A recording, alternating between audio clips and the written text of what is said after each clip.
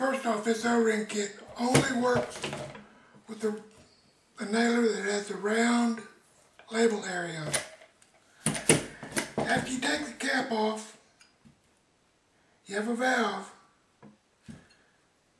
2 or 3 O-rings here.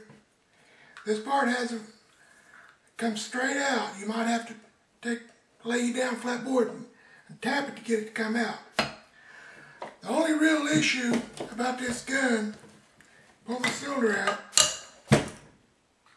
is in order to get this driver out, you have to pull this cylinder seal off. Carefully take it off. Change O-rings.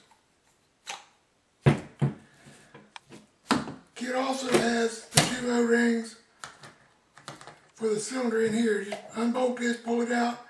You got a little snap ring, take that out real easy. Bolt it back up. The gun should work good as new.